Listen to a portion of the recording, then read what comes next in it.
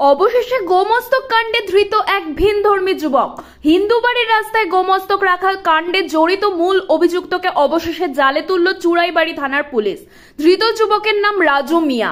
এই চাঞ্চল্যকর ঘটনাটি সংঘটিত হয়েছিল গত রবিবার অর্থাৎ পয়লা বৈশাখের রাতে উত্তর ত্রিপুরা জেলার চুড়াইবাড়ি থানা এলাকায়। ঘটনার বিবরণে জানা যায়, এদিন রাত আনুমানিক 8:15টার দিকে চুড়াইবাড়ি গ্রাম পঞ্চায়েতের 1 নম্বর ওয়ার্ডের কালাচাঁদ পাড়ার বাসিন্দা দেবুদেবের বাড়ির রাস্তায় গোমস্তক দেখতে পায় তার মেয়ে পঞ্চমী দেব।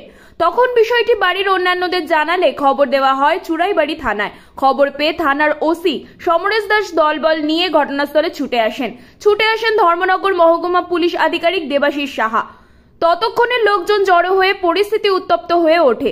কয়েক শতাধিক জনতা জয় শ্রীরাম বলে ধ্বনি দিতে থাকে এবং এই ঘটনাকারীকে চিহ্নিত করে কঠোর আইনি শাস্তির দাবি জানান। কিন্তু উত্তেজিত জনতার সংখ্যা ক্রমেই বাড়তে থাকে। উত্তেজিত জনতার দাবি, দুদিন পূর্বে মুসলিম সম্প্রদায়ের ঈদ উৎসব সম্পন্ন হয়েছে, আর এই উৎসবে জানান দিতে হয়তো বা কেউ এই কাণ্ড ঘটিয়েছে।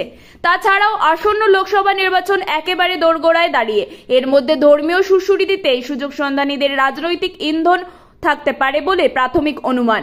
এদিকে এদিন রাতেই বাড়ির মালিক দেবুদেব চুড়াইবাড়ি থানায় লিখিত অভিযোগ দায়ের করেন।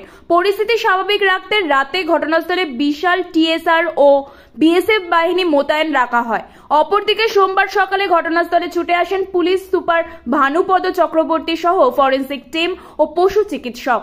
তারা সরজমিনে গোমস্তকটি প্রত্যক্ষ করার পর পুলিশ গোমস্তকটি সিজ করে ফরেন্সিক টেস্টের জন্য নিয়ে যায়। সাথে স্থানীয় থানার পুলিশ 20 নম্বরের ভারতীয় দণ্ডবিধির 428/120B/295 এ ধারায় মামলা রুজু করে তদন্ত শুরু করে। এই মামলার তদন্তকারী অফিসার সাব ইন্সপেক্টর প্রদীপ বর্মন তদন্তে নেমে ঘটনার প্রায় 27 ঘন্টার ভিতরে এই কাণ্ডের মূল অভিযুক্তকে গ্রেফতার করেন।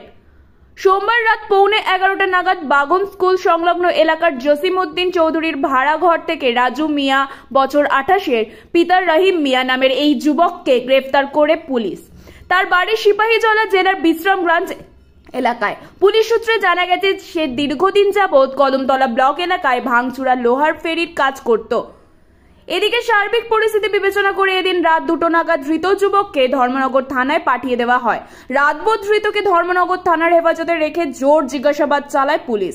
মঙ্গলবার পুলিশি রিমান্ড চেয়ে ধর্মনগর জেলা ও দায়রা আদালতে সোপর্দ করা হয়ে বলেও জানিয়েছে পুলিশ। তবে কি কারণ, কি উদ্দেশ্য সে এই কাণ্ড ঘটিয়েছে তা এখনো স্পষ্টভাবে বলতে চাইছে না পুলিশ। গোটা ঘটনায় এক রহস্যের বাতাবরণ ঘুরপাক খাচ্ছে। চুড়াইবাড়ি প্রতিনিধির রিপোর্ট, নিউজ অবিকল।